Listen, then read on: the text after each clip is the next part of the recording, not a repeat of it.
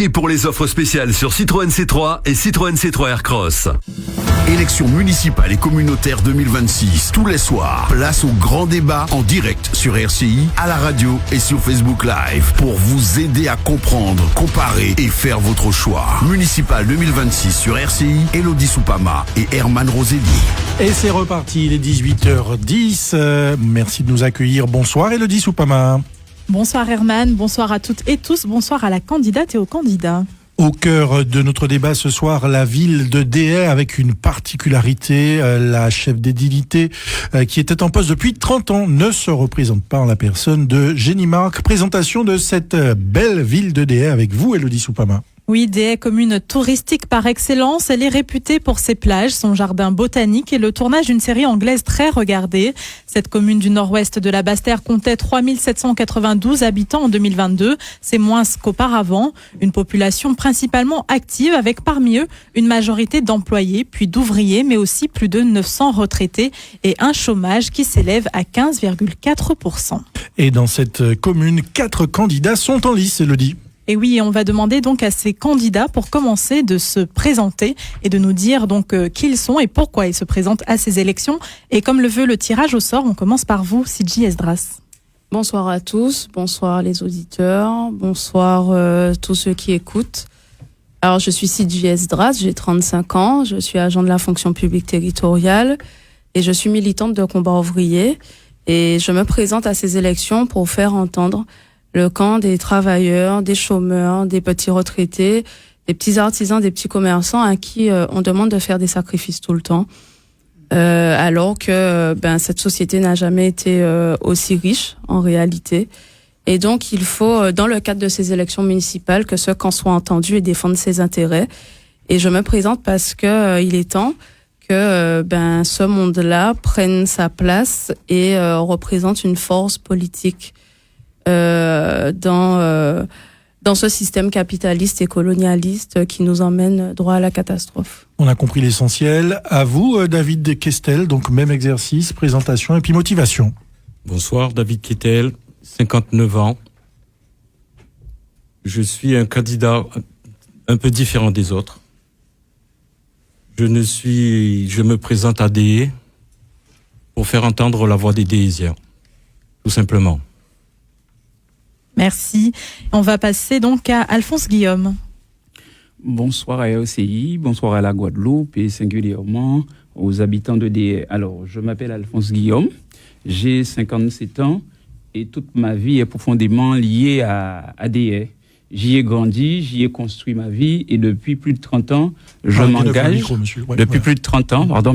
m'engage au service de la population, à la fois dans mon parcours professionnel comme éducateur spécialisé et dans mon engagement public au sein de la commune. Et depuis 2 mandatures, j'ai l'honneur d'être le premier adjoint en charge des finances, ce qui m'a permis de travailler concrètement sur les projets et sur la gestion de notre collectivité. Monsieur Fred Goubin, c'est à vous de vous présenter avec également les raisons de votre candidature. Oui, bonjour, merci beaucoup de nous recevoir cet après-midi. J'adresse un salut particulier aux habitants de Déhay, mais également aux Déhésiens qui sont au-delà des frontières, qui nous suivent probablement par le biais du net. Alors, moi je suis Fred Goubin, je suis actuellement conseiller municipal de la minorité et depuis 2020. Je suis également conseiller départemental de Guadeloupe.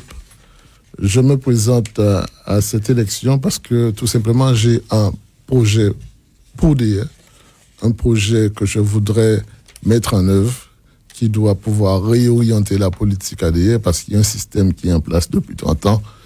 Il est temps maintenant de revoir les choses.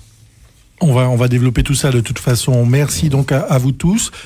Juste rappeler que ce débat donc est réalisé en direct, diffusé en radio et également Facebook Live et YouTube, la chaîne YouTube d'RCI. Chaque candidat, chaque candidate dispose du même temps de parole, c'est-à-dire 12 minutes plus la minute de conclusion. Voilà pour l'essentiel. Elodie, quels sont les thèmes que nous allons aborder ce soir ? Alors ce soir, encore 3 grandes thématiques tirées des préoccupations des Déhésiens que nous avons interrogées. Nous allons donc parler de dynamisme et d'animation de la ville, du cadre de vie et de communication et cohésion sociale. On peut rentrer dans le vif du sujet avec le premier thème de cette soirée. Donc le dynamisme et l'animation de la ville, avec cette première question, on l'a un peu dit en introduction, le tourisme est le pilier donc de la commune. Mais Sidji Esdras, est-ce que DS c'est autre chose que le tourisme ? Alors DS a été autre chose que le tourisme, et DS c'est beaucoup de tourisme aujourd'hui, et DS pourrait très bien demain être autre chose que du tourisme ou d'autres choses à côté du tourisme. En termes de dynamisme, DS c'est une commune qui est vieillissante, mais où il y a des associations qui restent existantes et qui font un bon boulot, voilà, sur place. Mais ce qu'on constate, c'est que beaucoup d'associations, en fait, en tout cas, il y en a qui ont disparu. Et ce qui est dommage, c'est qu'elles étaient animées par des jeunes. Et je pense au groupe de carnaval, Original Mass DE, qui était animé par un groupe de jeunes et leurs parents et leurs familles, et dont le QG, c'était le quartier de Bavant, et qui aujourd'hui n'existe plus. C'était le seul groupe de carnaval de la commune. Et quand on discute avec les jeunes qui l'animaient, ils regrettent que la mairie ne les ait pas accompagnés correctement, ne leur ait pas donné les subventions qu'il fallait, ne les ait pas aidés pour la logistique. Voilà, ils étaient obligés de laisser leurs instruments de carnaval. Ce sont des instruments qui coûtent cher, c'est précieux, de laisser chez un voisin qui voulait bien leur donner un peu de place. Et donc, moi, je pense que c'est le symptôme justement d'une société qui en fait privilégie un petit groupe, et puis la majorité est laissée de côté. Et aussi finalement la question c'est où va l'argent public? Est-ce que la population, cet argent lui revient? En fait, lui revient par le biais de politiques publiques. Et ce qu'on constate, c'est que ADE comme ailleurs, puisque ADE n'est pas l'exception, et ADE n'est pas coupé du monde, ADE comme ailleurs, les dotations aux collectivités, donc aux communes, diminuent. Et donc, il y a des choix politiques qui sont faits par les municipalités. Et nous, ce qu'on dit, c'est que si l'État a de l'argent pour donner 370 milliards d'euros au grand patronat, devrait y avoir de l'argent pour la population dans les communes, pour faire vivre les associations, pour la jeunesse, pour les services utiles à la population, pour l'urgence, l'assainissement, le transport. Même si ce sont des compétences qui vont au-delà de la commune, à un moment ou à un autre, la commune a son mot à dire par rapport à ça. Merci. Même question, David Kestel. Est-ce que DS est autre chose que le tourisme? Alors, DS est basé à 80% sur le tourisme. Le dynamisme, effectivement, sur DS, ce n'est pas que le tourisme, c'est le retour des agriculteurs, c'est le retour des marins-pêcheurs, mais c'est aussi une ville beaucoup tournée vers le tourisme. Le dynamisme de DS, c'est le dynamisme de ses élus, qui pour le moment est inexistant. C'est aussi ne pas baisser la tête devant les grands de DS, passant par la Carrière ou Fort-Royal, ou Madame le maire, qui règne actuellement en maître sur la commune. J'espère plus pour longtemps. Le dynamisme aussi, c'est exécuter les travaux qui n'ont pas été faits depuis 30 ans. Le dynamisme, c'est exécuter les mandats pour lesquels nos derniers élus ont été mis en place. Je vois que jusqu'à présent, rien n'a été fait. Les mêmes thèmes reviennent. Si je prends le dernier programme de 2020 et que je regarde le programme de 2026, c'est du copier-coller. Qu'est-ce qui s'est passé pendant cette période? Voici où est le dynamisme. Merci David Kestel. Alphonse Guillaume, on sait que le tourisme a une part importante dans votre programme, mais est-ce que DS n'est que ça? Non. DS, ce n'est pas que le tourisme. DS fut une commune, en fait, riche de par ses marins-pêcheurs, voilà. Et aujourd'hui, il est vrai qu'il y a 3 piliers. DS repose sur 3 piliers, on va dire. Le tourisme, les commerces, bien dans le micro, hein. le tourisme, les commerces et sa vie associative. Contrairement à ce que j'ai entendu, DS, la municipalité de DS s'appuie effectivement sur ces partenaires qui donnent vie à la commune aux côtés de la commune de Déhay. C'est vrai que le tourisme représente une part importante dans la vie de Déhay. Nous voyons aujourd'hui ce que donne l'attractivité de la commune, mais à travers notre projet, nous ferons en sorte que ça soit le Déhaisien qui profite de ce dynamisme-là, avant même les touristes. Très bien. Même question, Fred Goubin. Je pensais que vous alliez me la reposer. Est-ce que Déhay, c'est autre chose que le tourisme? Heureusement. Heureusement que Déhay, c'est autre chose que le tourisme. Il y a d'abord les Déhaisiens. Et puis, il y a le territoire déhaisien. Mais, malheureusement, les orientations qui ont été prises ces dernières années, on a le sentiment que, dans ce développement, la population de Déhay est un peu mise de côté. Et nous disons que dans le cadre de ces élections et des mandatures à venir, il faut réorienter la politique vers les Déhaisiens. Il faut faire en sorte que les ressources soient affectées essentiellement au service des Déhaisiens. Nous ne disons pas qu'il faut abandonner l'activité touristique, mais là aujourd'hui, Déhay, c'est une forme de vitrine lorsqu'on passe sous la route nationale. Maintenant, il faut s'occuper de l'arrière-boutique. Mais le tourisme ne sert pas aux Déhaisiens aujourd'hui? On ne peut pas le dire. J'ai envie de vous dire, pas suffisamment. Vous n'êtes pas d'accord, Alphonse Guillaume? Absolument pas. Alors, Déhay, aujourd'hui, ce sont une quarantaine d'escales de bateaux de croisière qui profitent à la population de Déhay.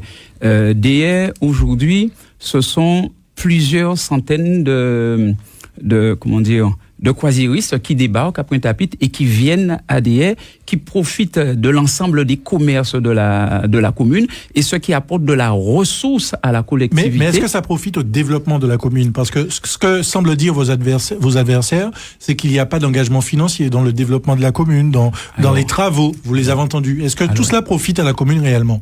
Mais bien sûr, s'il faut avancer des chiffres, nous avons aujourd'hui, par exemple, plusieurs navettes qui, je ne citerai pas la compagnie, mais qui partent vers les îles du Nord. Ce sont des Déhaisiens, des Guadeloupéens qui en profitent, et ça apporte de la ressource à la commune, et ça permet à la commune aussi de réinvestir ces sommes-là au profit des Déhaisiens. J'ai parlé des bateaux de croisière, j'ai parlé également des croisiéristes qui viennent à Déhay, mais il y a aussi et surtout des excursions qui sont organisées et qui ramènent plusieurs centaines de touristes à Déhay. Et cela profite aux Déhaisiens d'abord. C'est réinjecté dans le financement des projets de développement de la ville? Tout à fait, notamment dans l'embellissement de la commune. Mais ça veut dire que vos adversaires ne le voient pas? Vous le voyez pas, messieurs? On demande quel chiffre. Avez-vous un chiffre? Comment avez-vous évalué ces retombées? C'est tout ce qu'on demande. Mais même sans parler de chiffres, quand on reçoit des bateaux de croisière, plusieurs centaines de personnes, dans quelles conditions nous les recevons? Dans quelles conditions nous les recevons? C'est ce que vous voulez dire? Effectivement, dans les infrastructures. Alors, un port complètement délabré. Ça, c'était au programme d'il y a 6 ans. Des touristes qui se baignent dans l'eau des égouts de Déhay. Je sais pas, mais à mon avis, c'est quand même grave ce que vous dites. Tout à fait. Vous basez sur quoi? Sur des analyses, sur des... Voilà. Ce serait bien que vous parliez des analyses, monsieur. Alors, je me base sur ce que je vois. Mais ça peut pas suffire, monsieur Castel. Non, c'est très suffisant. C'est très suffisant. C'est très suffisant. Sur Déhay, c'est très suffisant. Écoutez, sur des parkings mal gérés, sur des infractions qui sont faites sur les parkings... Vous avez des éléments de ce que vous avancez, monsieur? Oui, j'ai des éléments et j'ai même des preuves. Et si vous voulez, on portera plainte contre vous, contre la mairie de Je vous y invite. Merci. Alors, une question, par exemple, le village des artisans qui a été inauguré l'an dernier, est-ce qu'il est voué à l'échec? Aujourd'hui, les commerçants même qui y travaillent regrettent le fait qu'une toilette sur 2 y soit fermée, qu'il n'y ait pas d'abri justement pour les touristes. Est-ce que ce projet, il est viable finalement? Est-ce que vous pensez que les commerçants vont rester dans ce village, dans cet état-là? Ce projet, c'est un bouche-l'œil. Ce projet, c'était pour faire voir qu'ils dépensent de l'argent, des quantités d'argent phénoménales. Excusez-moi, il n'y a qu'une toilette publique sur Déhay. Alors, les touristes sont reçus, il n'y a qu'une toilette publique. vous avez 40 personnes qui attendent pour une toilette. Je trouve ça déplorable. Vous avez un village artisanal, effectivement, qui a coûté la peau des fesses. Il y a 3 magasins d'ouverts dans ce village artisanal. Un qui vend des glaces, un qui vend de la bouffe, un autre, c'est l'office du tourisme, où ce n'est même pas marqué dessus. Alors, allez-y, monsieur. Je veux juste rétablir une vérité. Le village artisanal, certes, à l'origine, c'était un projet communal, mais qui a été réalisé par la communauté d'agglomération. Il faut arrêter de se cacher derrière ces gens-là. Arrêtez de vous cacher derrière la communauté d'agglomération, du conseil général ou du conseil régional. Arrêtez de vous cacher derrière la communauté d'agglomération. Et nous travaillons avec la communauté d'agglomération de manière à ce que le village artisanal connaisse un fonctionnement efficient. Monsieur Guillaume, vous siégez des à 2 sièges à la communauté d'agglomération. Donc vous voulez dire quoi, Madame Esdras? Bon, soyez plus précise dans ce que vous voulez dire. Écoutez, non, Monsieur Guillaume a l'air de dire que la commune n'a pas son mot à dire. Oui, vous siégez nous travaillons avec la communauté d'agglomération. Nous travaillons avec, vous siégez des à 2 sièges. Alors, concernant le tourisme, c'est une bonne chose. Hein. Les commerçants, les artisans, ils ne s'en plaignent pas puisque effectivement, c'est toute une partie de l'année des rentrées financières pour eux. Mais vous voyez la manière dont les touristes sont traités. La population, par moment, elle est traitée de manière encore pire. Et je pense aux transports. Les transports, la commune, elle est très mal desservie. Les personnes peuvent attendre plusieurs heures sur le bord de la route pour avoir un transport. Alors que quand il y a des bateaux de croisière qui arrivent, quand il y a une arrivée massive de touristes, il y a des bus, il y a des navettes, il y a des taxis. Donc, nous, ce qu'on dit, ce qu'on peut faire pour les touristes, on peut aussi le faire pour la population qui est là tous les jours et qui en a besoin parce qu'il y a des gens qui doivent aller travailler, qui doivent se déplacer, qui ne sont pas véhiculés. Vous savez que DS, c'est beaucoup de mornes, beaucoup de quartiers qui sont en hauteur. Quand vous avez des personnes âgées ou des personnes qui n'ont pas de voitures pour monter et descendre, eh bien, elles font comment? Elles sont obligées de compter sur d'autres qui ont des voitures, qui des fois, parfois, leur facturent un tour, enfin un trajet.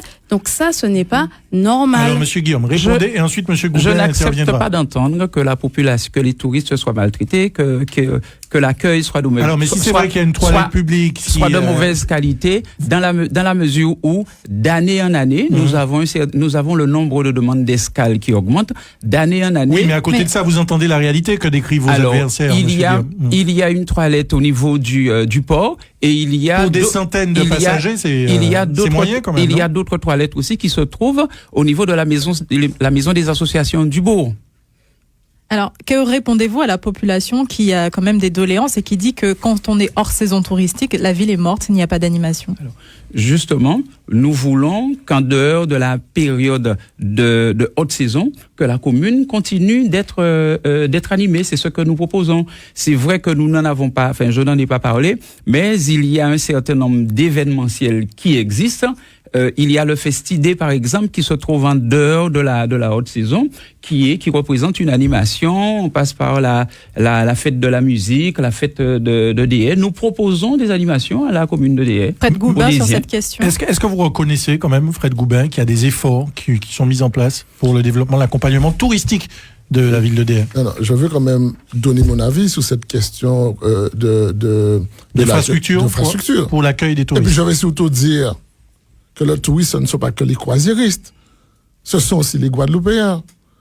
Je me suis rendu à la plage de la Perle il n'y a pas longtemps. Il faut voir dans quel état se trouvent ces toilettes. Il faut voir dans quel état, mais allez-y. Regardez comment est-ce que les Guadeloupéens sont aussi sur nos plages. Des plages parking payants avec des trous, des nids de poules, de l'eau, etc. La conception du tourisme que nous avons, ce ne sont pas que ceux qui viennent d'Europe ou des croisiéristes. Cela étant, s'il faut parler de croisiéristes, ce que nous disons, c'est nécessaire. Mais néanmoins, organisons la commune pour que le désir puisse capter le maximum de ressources de ces touristes. Pour l'instant, ce n'est pas le cas. C'est déjà le cas, M. Goubert. Et donc,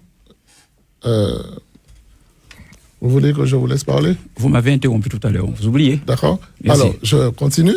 Donc, que les désirs puissent capter le maximum de ressources de ces touristes. Et c'est là l'enjeu. Si on est dans une commune qui ne fait que l'accueil, qui ne fait qu'offrir le mardi fest à déguster, etc., à dépenser en permanence, ça ne suffit pas. Il faut maintenant passer à une autre phase. Et au-delà de ce que nous faisons, il y a des activités supplémentaires à proposer aux touristes en termes de développement, en termes de création d'emplois, d'activités pour nos jeunes. Mais ça repose Voilà. sur quoi, votre projet? Parce que souvent, les électeurs vous reprochent, vous candidats, qui que vous soyez, d'être dans le Yaka Faucon. Mais ça repose sur quoi?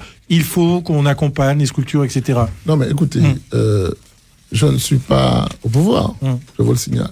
Mais lorsque nous disons que le croisiériste arrive, combien de guides que nous mettons à disposition, combien de guides avons-nous formés pour accompagner les touristes, combien de traducteurs que nous avons formés pour accompagner, c'est de la création d'activité. Vous n'êtes pas au pouvoir, de taximans, combien avons-nous mis sur place? Permettez-moi, vous n'êtes pas au pouvoir, mais vous avez été premier adjoint pendant des années à la commune. Vous voulez dire que pendant cette période, vous n'avez rien fait de tel? Il a été collaborateur de cabinet, pas premier adjoint. Pardon, et maire adjoint. D'accord. Moi, je reprends ces propos. Combien de maîtres nageurs ont Attendez, été monsieur Kessel, formés? laissez quand même monsieur Goubin répondre, parce que c'est important. Alors, Madame Soupana, certes, j'ai été en responsabilité à un moment donné. Et si je suis parti, c'est parce que j'ai vu que je n'avais pas les moyens de travailler. Il y a un seul maître à bord qui coupe et qui hache, comme on dit. On n'a pas la possibilité de s'exprimer, mais de développer autre chose. À ce moment-là, moi, je prends mes responsabilités. Je dis, je viens devant la population. Dites franchement que vous aviez d'autres ambitions, monsieur Goubin. Avec mon projet. Je viens avec mon projet, je le présente à la population qui est libre de choisir ou pas. Mais en aucune manière, parce qu'on a fait partie d'une équipe à un moment donné, on n'a pas le droit de s'en séparer. On s'en sépare parce qu'on a vu que ça ne va pas. Oui. Monsieur Kestel, pour terminer peut-être sur cette thématique, vous, effectivement, comme certains de vos adversaires, vous êtes dans le constat, on l'a bien compris, mais demain, l'action, c'est quoi? Si vous êtes élu dimanche soir ou lors du second tour, le lendemain, vous engagez quoi comme mesure pour avoir des infrastructures dignes de ce nom sur des... Le lendemain de mon élection, si c'est le cas, je consulte la population, ce qui n'est pas fait. Je demande à la population quels sont ses besoins. Comme vous le dites, ce n'est pas que des touristes, il y a aussi une saison sans touristes. Les habitants de Dé méritent d'être protégés. Je remets l'environnement au cœur de la commune de Dé, ce qui, à présent, n'est pas fait non plus. Mon point principal, c'est de consulter la population, savoir qu'est-ce qu'ils pensent de tout ça, qu'est-ce qu'ils pensent de la gestion qui a été faite, quel changement ils veulent apporter. D'accord, la démocratie participative, on l'a compris, mais l'action, les faits, les projets. Les projets, c'est... Sur la question du tourisme, Sur la question du tourisme. Oui. Arrêter le développement sur des zones à risque. Assainir la commune et ne plus se cacher derrière conseil général, conseil régional, communauté d'agglo. Régler ce problème d'eau usée que nous avons sur des... Voici pourquoi je vais commencer. Allez-y, monsieur Guillaume, avant de passer au prochain thème. Oui, monsieur Goubin semblait dire tout à l'heure que le touriste, il était de passage à Déhay. Je rappelle à monsieur Goubin que la taxe de séjour rapportait à la commune de Déhay plus de 350 à 400 000 euros, ce qui veut dire qu'il y avait des nuitées. Monsieur Goubin oublie qu'il y a au moins 4 à 5 000 lits à Déhay. Voilà. Donc, ça veut dire que les touristes restent quand même à Déhay, monsieur Goubin. Il en a quoi, monsieur Guillaume? Je veux bien répondre. Mais à quel moment que j'ai dit que les touristes ne faisaient que passer? J'ai répondu à une démonstration qu'il faisait. Il n'a parlé que de croisières, que d'excursions, etc. Le tourisme n'est pas que ça. Je le lui ai rappelé. Mais il ne faut pas être de mauvaise foi comme cela. En plus, vous percevez une taxe de séjour qui n'est pas à vous. Vous la percevez, vous aurez dû la reverser à la communauté d'agglomération. Ça, je ne sais pas comment qualifier ça. Alors, arrêtez de vous baser sur cette histoire de taxe de tourisme. Si vous voulez, je vous laisse parler.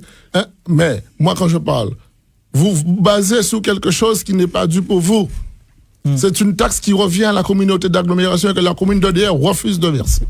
Vous avez un mot à dire quand même, monsieur Guillaume, avant de passer aux prochaines thématiques? Parce que j'ai l'impression que ça vous laisse sans voix. Je me trompe? Pas du tout, monsieur. D'accord. C'est que monsieur Goubin a simplifié les choses. La commune de Déhay n'a jamais refusé de verser la taxe de séjour à la communauté d'agglo. Ce que nous avons dit, c'est que les conditions dans lesquelles ça allait se faire, nous n'étions pas d'accord. C'est tout. Voilà. D'accord. Juste une précision. Quand monsieur me parle de milliers de lits à Déhay, je rappelle qu'il y a 411 chambres, 8 hôtels, voilà. J'ai parlé de lit. Il y a une différence. Une chambre peut être composée de 4 ou 5 lits, monsieur. Monsieur Goubert. Ouais, merci. C'est pas dans les paramètres, ça. Que rapporte actuellement à la commune l'hôtel Fort-Royal, la carrière de DE? J'aimerais bien savoir ce que ça rapporte à la commune. Alors, si vous pouvez répondre en 30 secondes, Monsieur Guillaume, cette question, peut-être que ça intéresse nos auditeurs également. Non. En 30 secondes, ça va être compliqué. L'hôtel de DE représente un centre, le principal, j'ai envie de dire, complexe hôtelier de la commune qui existe à DE depuis plusieurs années. Donc, il est tout à fait normal que nous, ici, que la commune puisse voir d'un bon regard la présence de cet hôtel-là. Répondez à la question. Ensuite, la carrière de répondez à la question pour Fort-Royal. Qu'est-ce que ça ramène à la commune de DE? La carrière de DE, maintenant, c'est un autre problème. Je pense que peut-être tout à l'heure, nous reviendrons dessus. J'aurai l'occasion de m'exprimer dessus. Nous reviendrons dessus, voilà. Effectivement. On rappelle le temps de parole de chacun à ce moment du débat. Monsieur Guillaume, 5 minutes 51. Sidji Esdras, excusez-moi, 4 minutes 51. Fred Goubin, 5 minutes 35.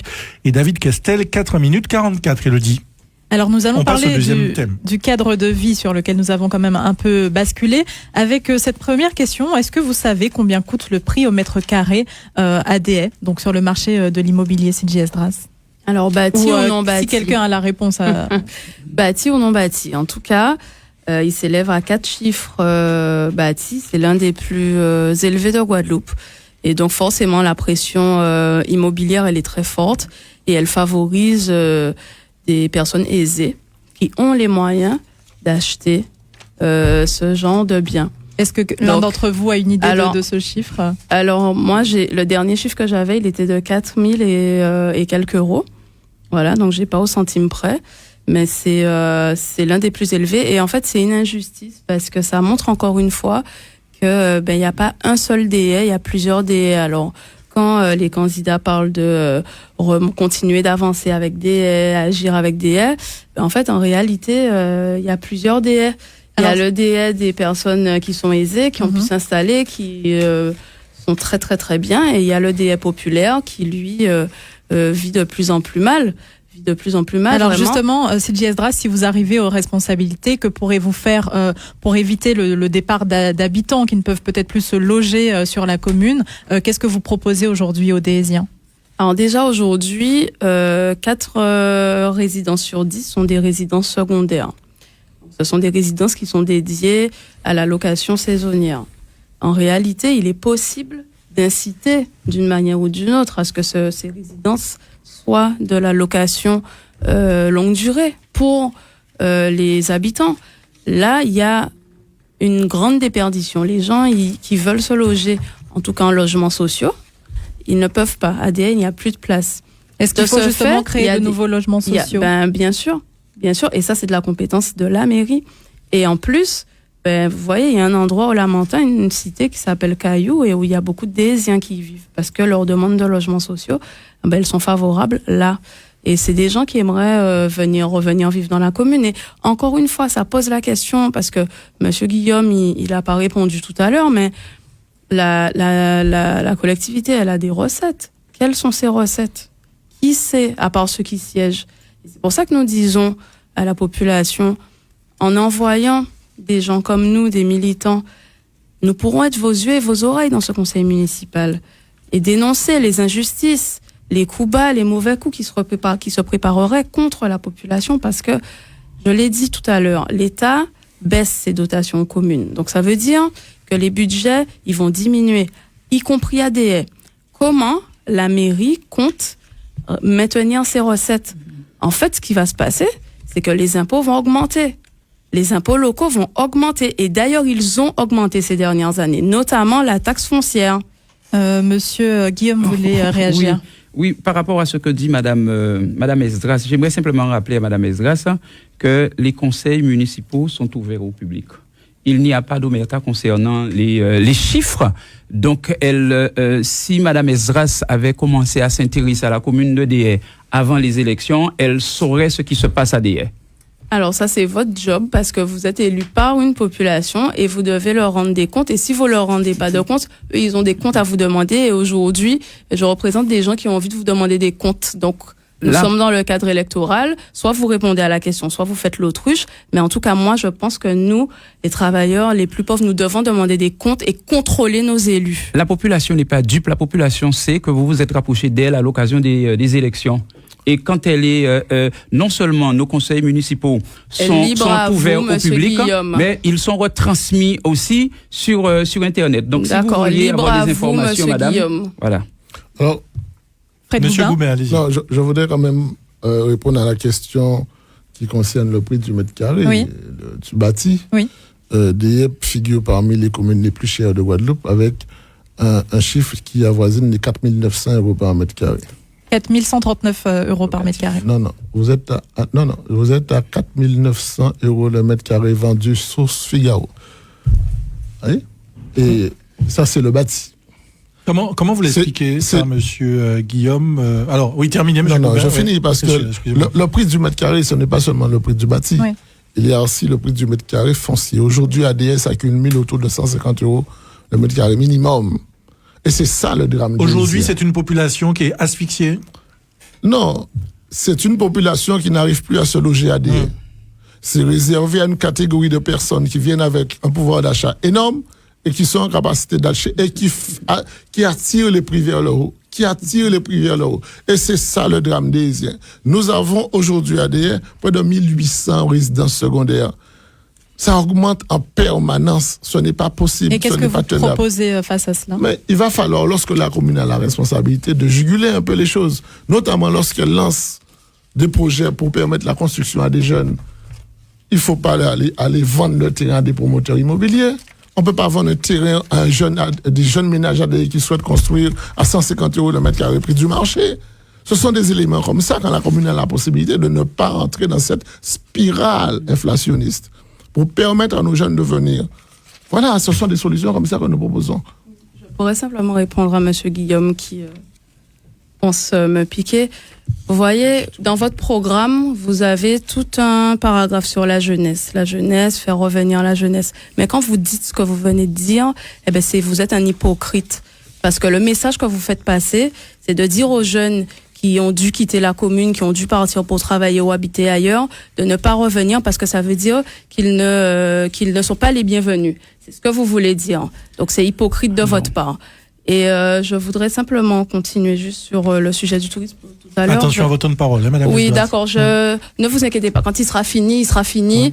Voilà, vous gérez, je gère. D'accord. Mais je tiens à dire ce que j'ai à dire, c'est que là, nous sommes quand même dans un moment, parce que ce sont des élections municipales, mais on est quand même dans un contexte particulier de crise profonde de ce système et où, en fait, les dirigeants de l'État tiennent un discours guerrier.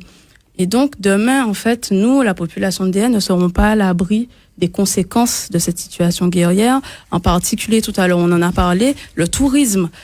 Si demain, il y a une guerre mondiale, il n'y aura pas de tourisme. Donc, il faut, dès maintenant, commencer à réfléchir à ça. Et le Covid a montré ce que ça peut être.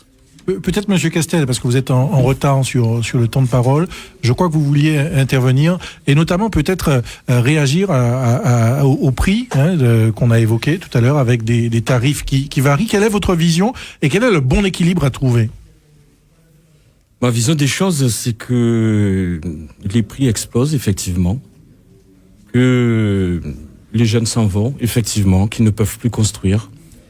Quand l'équipe qui est actuellement aux affaires revend des terrains sur la commune de Dé pour les primo-accédants, pour des jeunes, ces terrains-là se trouvent à plus de 100 € le mètre carré. Comment voulez-vous qu'un jeune vienne s'installer sur des...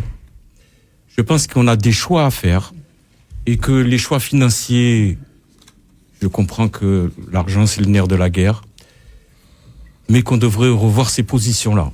Il est impossible pour quelqu'un de venir se loger à des... C'est d'ailleurs pour ça que les logements sociaux, il n'y en a pratiquement pas.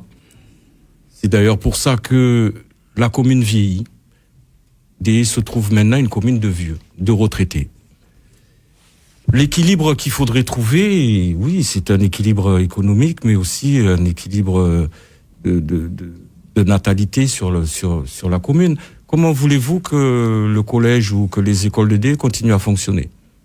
On va directement vers la fermeture, vers la mort du bourg de Dé. Tout ça lié uniquement au tourisme et à l'argent. Alphonse Guillaume, vous représentez la majorité sortante, vous êtes clairement visé. Hein, alors, moi, ce que je veux... Avec tous ces constats. Ce que je dois dire, c'est que ni la diminution de la population de Déa, ni la hausse des prix du logement à Déa ne sont le fait de la collectivité en place. Et nous avons pris des mesures pour pouvoir contrer cet état de fait. Depuis tantôt, la commune renforce son patrimoine, son patrimoine foncier, de manière à pouvoir revendre des terrains aux primo-accédants, aux jeunes, à quel prix et faciliter. C'est la valeur de ces terrains qui semble en question. Au prix du domaine, monsieur, nous nous appuyons toujours sur les prix qui sont pratiqués par le domaine. Mais monsieur, le prix du domaine, c'est le prix du marché. Vous venez Arrêtez un peu. C'est des termes techniques. De me dire. Le prix du domaine, cher monsieur, je vous l'apprends. Vous venez de me reprocher, monsieur Goubet. C'est ce qu'on lui reproche.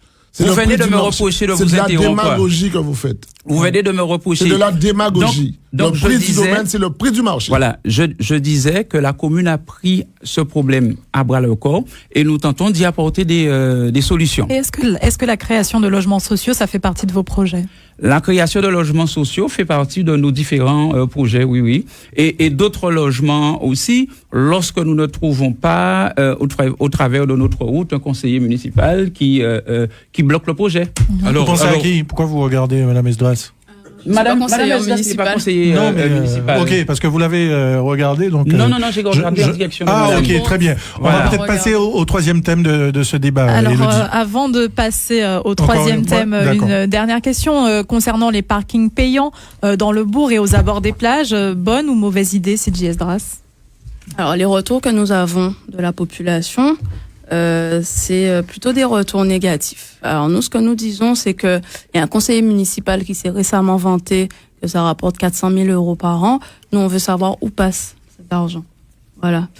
Comme je l'ai dit tout à l'heure, nous, notre politique, c'est de dire que nous devons contrôler nos élus et contrôler notre argent, l'argent donc, public. si vous arriviez aux responsabilités, vous auriez enlevé le parking payant. Est-ce que vous auriez plutôt profité de ces recettes pour les reverser ? Quelle est la stratégie à adopter ? Alors déjà, améliorer certains parkings. Il y a le parking de Grandance qui est même pas marqué. Ce sont des roches, c'est du gravier. Ce n'est pas marqué. Donc en fait, déjà mettre ça en place. Et puis il y a d'autres endroits où c'est pas très bien, c'est pas accessible. La population, une certaine partie de la population n'est pas contente de ce parking. Très bien. Même question pour vous, David Kestel. Qu'est-ce que vous en pensez ? Moi, je pense que l'installation de ces parkings doit être complètement remise à plat. Tout simplement. C'est-à-dire repenser ces parkings correctement. Je vous donne un exemple, comme l'a dit CJ Esdras. Les parkings ne sont pas goudronnés. Les touristes ou les habitants d'Aix qui se mettent sur ces parkings marchent dans l'eau. Dès qu'il pleut, c'est de l'eau. Oui, il y a du gravier. Il y a de l'eau stagnante, il y a de l'eau. Quand vous voulez aller à la borne pour payer, c'est toute une histoire. C'est très compliqué. La personne qui n'a pas de carte bancaire ne peut pas payer. Est-ce que vous seriez favorable, c'est ce que m'ont dit certains commerçants, est-ce que vous seriez favorable à ce que le parking soit gratuit certains jours dans la semaine ou à une période, justement pour donner envie aux Déisiens ou aux personnes de l'extérieur de se rendre à Déa et de faire vivre les commerces du bourg notamment? Tout à fait. Mais déjà, quel commerce à Déa? Il y en a tellement peu. Quel commerce? Mais oui, effectivement, la personne qui vient et qui se gare au bord de la route, eh ben, voilà. Vous n'êtes pas d'accord, Fred Goubin? Il y a juste une seconde. Oui. On parlait du parking de Grand'Anse. Oui. Le parking de Grand'Anse, il y a un parking qui se trouve à plus de 400 mètres de l'entrée de la plage. Il n'y a aucun trottoir sécurisé pour que les gens puissent se rendre à la plage. On fait quoi? Pourtant, il est payant ce parking. On fait quoi? Alors la personne qui va se faire faucher au bord de la route, qui sera responsable? La question est un artisan qui vient travailler sur qui vient faire de la rénovation sur il se gare où? Il va prendre un PV parce qu'il vient travailler. La personne qui va acheter son pain, elle se gare où? Elle va prendre un PV parce qu'elle est venue acheter un pain? Je suis désolé. Oui, les parkings payants sont nécessaires. Remettons à place ce système. Améliorons le système, nous le proposons dans notre programme. Le système n'est pas bon, Alphonse Guillaume? Le système, il est très bon. Alors, ce qu'il faut dire, c'est que le système, en fait, du stationnement payant, il répond à une problématique de sécurité d'abord. Puisqu'il y a de ça 2-3 ans, il y avait des véhicules qui se garaient de part et d'autre de la chaussée. Les piétons étaient obligés de passer au milieu de la chaussée. La commune a mené une réflexion sur des emplacements, sur le stationnement, sur des parkings. Ensuite, nous avons décidé que le parking serait payant. Et aujourd'hui, nous n'avons plus ce problème de sécurité qui se pose à Riflette, qui se pose à Grand-Anse et qui se posait aussi à Ferry et qui posait des troubles au niveau du voisinage puisque on peut imaginer quelqu'un à Grand-Anse qui il ne peut pas rentrer chez lui, il ne peut pas sortir de chez lui. D'accord, mais sur la gratuité certains jours pour la population, nous avions dit qu'au bout d'une année, on ferait un bilan pour voir comment améliorer le stationnement. Aujourd'hui, nous avons entendu les commerçants. Moi, demain, je suis maire, je ne suis pas fermé à une gratuité entre midi et 12 heures jusqu'à 14 heures pour répondre à la demande des commerçants. Non. Ensuite, je peux terminer, Monsieur Goubet, s'il vous plaît. Ensuite, concernant maintenant, je pense que Monsieur Kettel se trompe quand il dit qu'il est impossible d'aller acheter son pain. Les 30 premières minutes sont gratuites. Voilà. Et aujourd'hui, la quasi-totalité de Désiens ayant un véhicule s'est inscrit. Et ce que vous devez dire aussi, Monsieur Kettel, c'est que le stationnement, il est gratuit pour les Désiens. Alors, gratuit sous quelles conditions? Chaque année, il faut renouveler ses papiers? Gratuit sur quelles conditions? Alors moi, j'ai une voiture en panne. Je vais louer une voiture ou on me prête une voiture. Vous retournez, vous faites la démarche pour dire voilà tel véhicule. Pour 3 jours ou 4 jours. Je voudrais bien m'exprimer sur ça. Oui, monsieur vous, maire, demain, vous disposez comment de ce parking? Non, mais clairement, je veux vous dire même avant d'être maire, ce qui arrive aujourd'hui, nous l'avons prédit. Au conseil municipal, lorsqu'il a fallu adopter ce projet, je ne l'ai pas voté. Non pas parce que je ne reconnais pas la nécessité de faire payer du stationnement ADR. Mais là, c'est trop. Presque partout à ADR, sur une plage de 7h à 19h tous les jours, même à Paris, le stationnement n'est pas payant tous les jours. Oui. Donc, il faut, clairement, lorsque nous revenons, nous allons venir, nous allons le mettre à plat, revoir cette question-là, rencontrer les commerçants et mettre une plage que ça soit acceptable pour tout le monde. Les gens qui viennent dépenser de l'argent ADR ne peuvent même pas rester un petit moment, aller prendre un bain de mer parce qu'il y a le parking à aller payer. Non, il nous faut étudier la question d'une autre manière. Et ne pas brandir la pancarte de 400 000 €. Comme pour se dédouaner de quelque chose, on brandit 400 000 €. Mais autant de mécontents en Guadeloupe ADR, ce n'est pas possible. Il va falloir le revoir. DIR, je rappelle à M. Goubin, DIR n'est pas la première commune à avoir instauré le stationnement payant. Et les tarifs que nous appliquons sont comparables aux autres tarifs d'ailleurs. Merci Monsieur Guillaume, votre temps est très avancé, donc si vous voulez avoir au moins 2 minutes, de bonnes minutes pour le dernier thème, voilà, je vous recommande qu'on en reste là. Et on va avancer, Elodie, donc justement avec cette 3e thématique. Communication et cohésion, avec cette première question, si vous pouvez être assez succinct là-dessus. Concernant la carrière de DA, est-ce que c'est un problème sans issue? Est-ce que le compromis est possible, CJ Esdras? Alors déjà, c'est un peu la suite du thème de tout à l'heure, mais dans tout ça, à quel moment la population est-elle consultée? À quel moment la population est appelée à donner son avis? Alors, désormais, il est temps de dire que... Vous anticipez ma prochaine question, mais pas de problème. Il ne faut plus attendre qu'on nous demande notre avis. Il faut qu'on s'organise pour le donner. Comment vous comptez impliquer la population alors dans les prises de décision? Déjà, les riverains, ils sont impliqués parce qu'ils habitent autour de la carrière. Donc, ils subissent les nuisances de la carrière, mais tout n'est pas noir ou tout n'est pas blanc. Parce qu'il y a des pères et des mères de famille qui travaillent dans cette carrière, qui vivent grâce à cette carrière. Il faut consulter les personnes qui sont concernées. Non seulement ceux qui ont des nuisances, des fissures dans leur maison, ils respirent de la poussière de granulats, c'est incommodant. Les routes aux alentours sont démontées, des rivières sont asséchées. En fait, de toute façon, vous savez, on est dans un système capitaliste. Ce qui compte, c'est le profit à tout prix.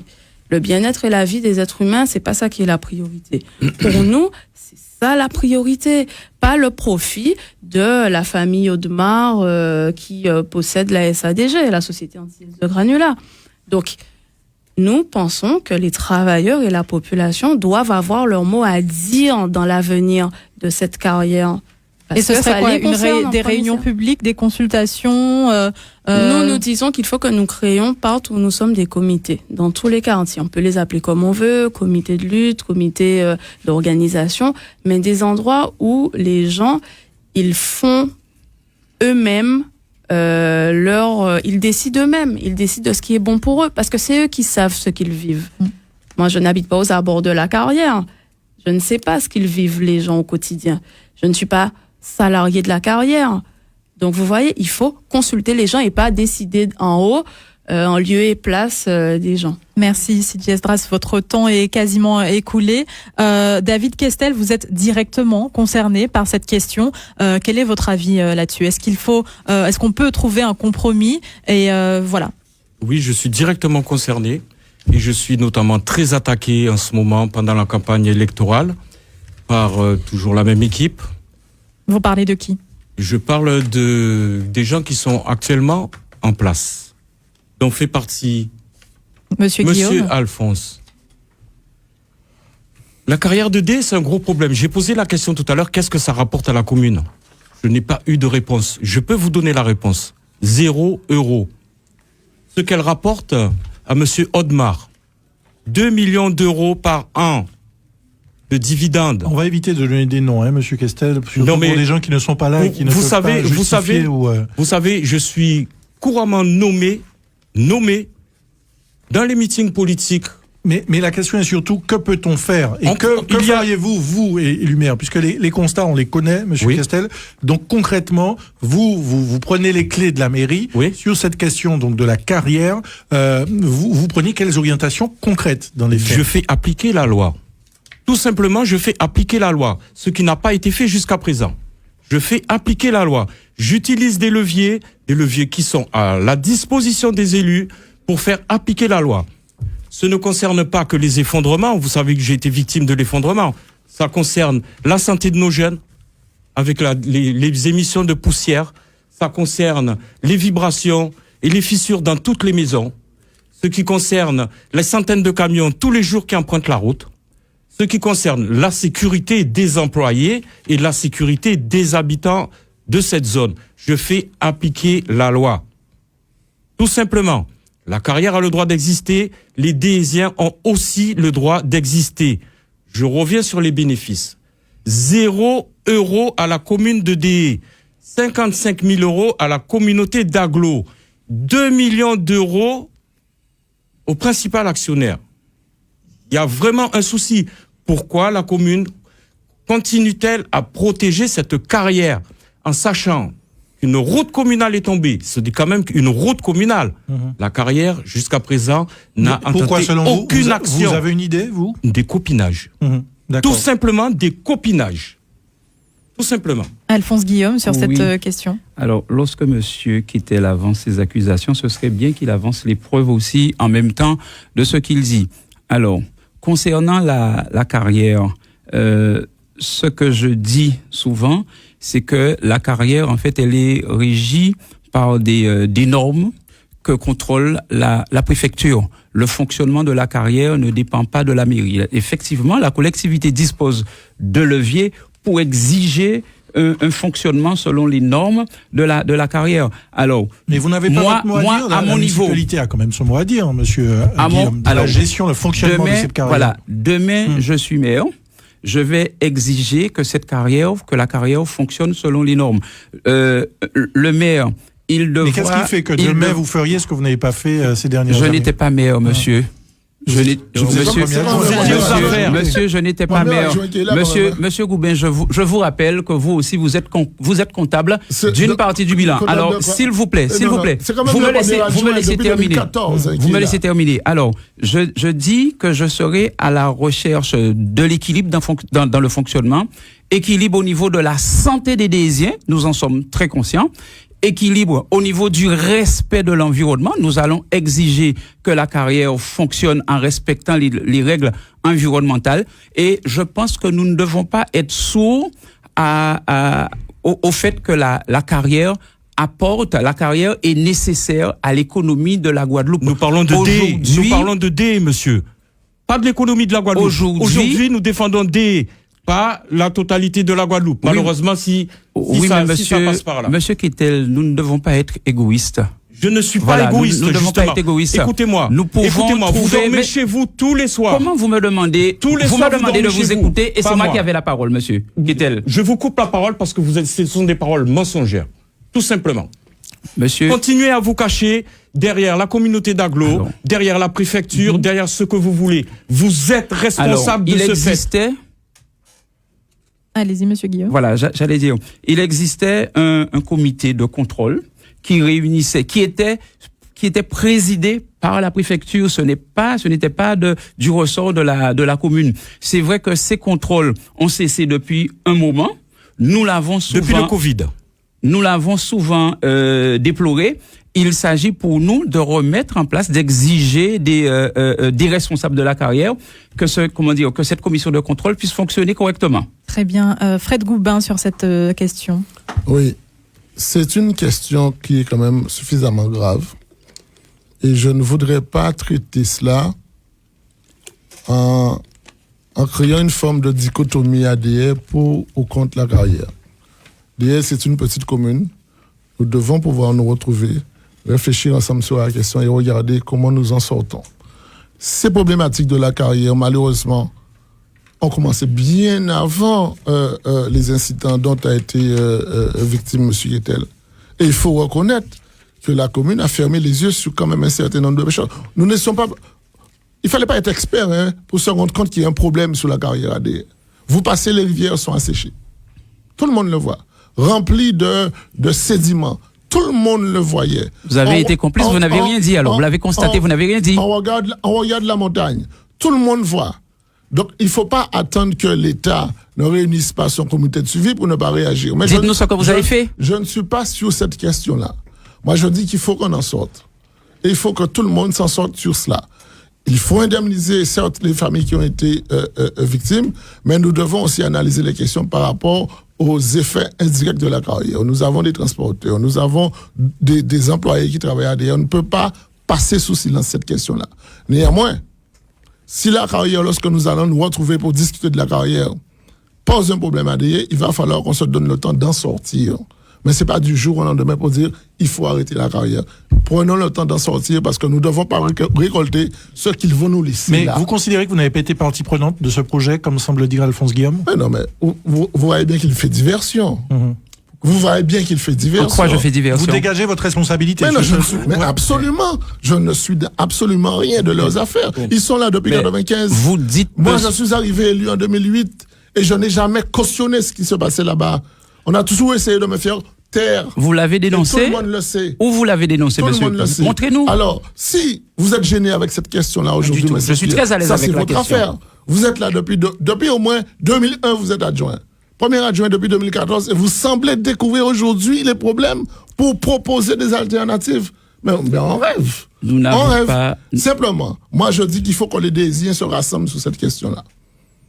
Pour sortir par le haut. Justement, vous parlez des Désiens. Comment impliquer davantage la population dans les prises de décision si vous devenez maire? On va commencer par... il va falloir qu'on se réunisse. Hein. Et ce n'est pas des réunions de quartier un peu bidons qui se passent à des... Hein.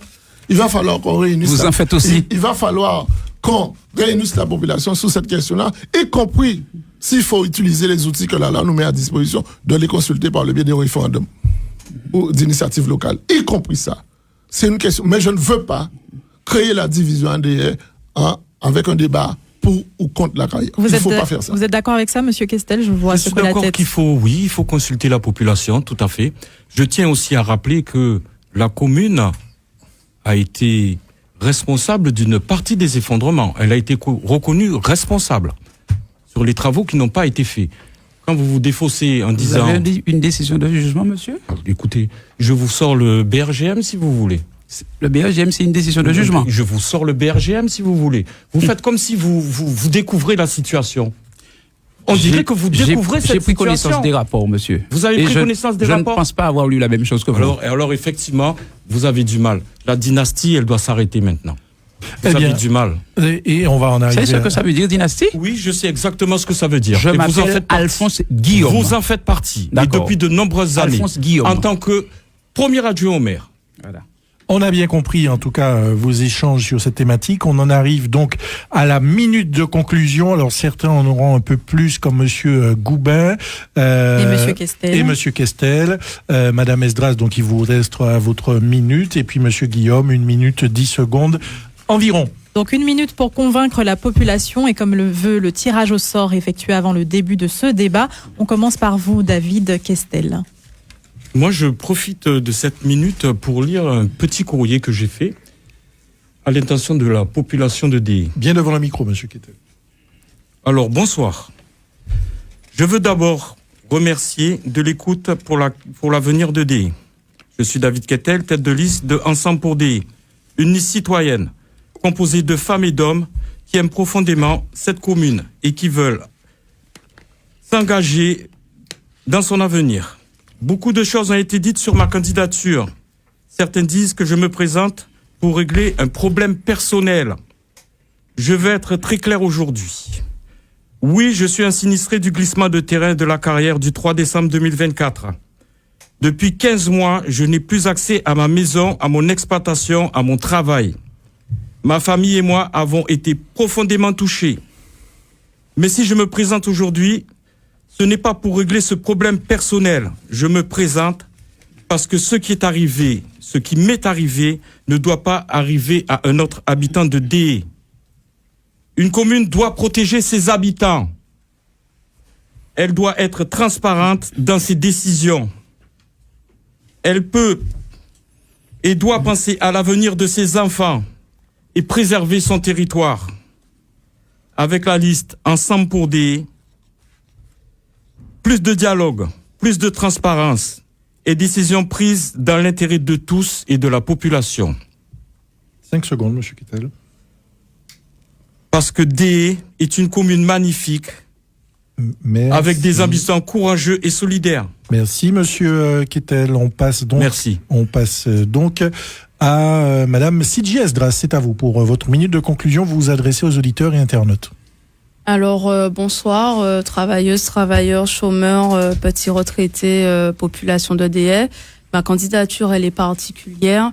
Elle est particulière parce que elle dénonce ce système capitaliste qui nous pourrit la vie et qui nous prépare à de nouveaux sacrifices à DE et ailleurs aussi.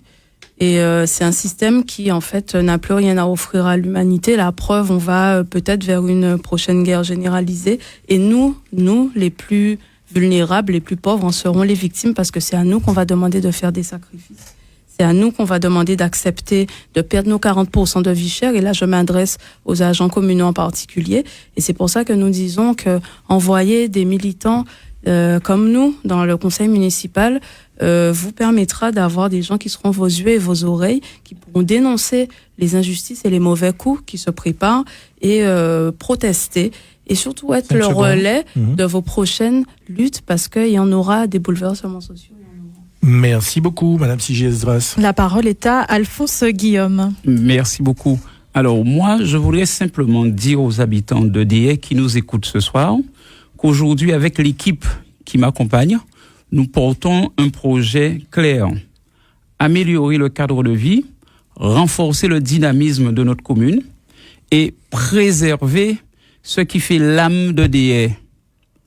La solidarité, la proximité et le respect de chacun. Je suis un homme de travail, un homme de terrain attaché à ma commune que je n'ai jamais quittée depuis 57 ans.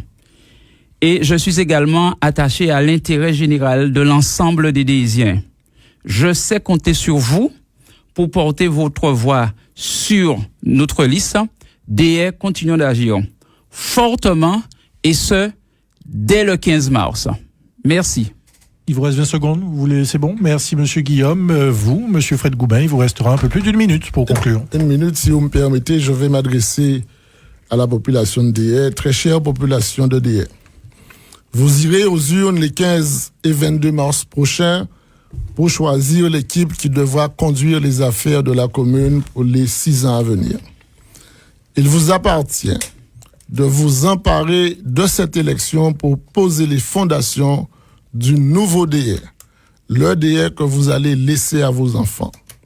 La liste Nouvel Élan pour DR, que j'ai l'honneur de conduire, composée de femmes et d'hommes de qualité, volontaires, engagés et déterminés, est prête à relever le défi. Nous avons rassemblé nos forces, nos compétences et nos expériences pour les mettre au service de notre territoire et de sa population. Nous nous sommes fixés comme objectif de réussir avec vous notre commune de demain sur la base d'un projet réaliste, ambitieux et utile, répondant à vos préoccupations tout en préservant l'authenticité et l'identité de notre commune. Notre projet se traduira par des orientations stratégiques à court terme, ainsi que moyen et long terme, sur le plan communal et intercommunal. L'objectif est de bâtir une ville dynamique et solidaire, capable de prévoir les transformations de la société et d'assurer un avenir prometteur. Électeurs, électrices d'EDR, avec vous, nous voulons faire d'EDR une ville moderne. 10 secondes. Une ville exemplaire, une ville respectable et respectée, une ville dynamique. Donnez-nous les moyens de le faire en votant massivement pour la liste Nouvel Élan pour DR le 15 mars prochain. Merci à vous 4 d'être venus ce soir dans ce débat, échanger sur vos arguments, vos idées. Merci. Demain, Élodie. Demain, on sera là, malgré la mi-carême, et on se donne rendez-vous à Port-Louis. Eh bien, le rendez-vous est pris demain à 18h10. Merci à Melvin Pégambar, Josué Blanchard pour la réalisation de cette émission. À suivre Marvel sur RCI. Bonne soirée. Merci.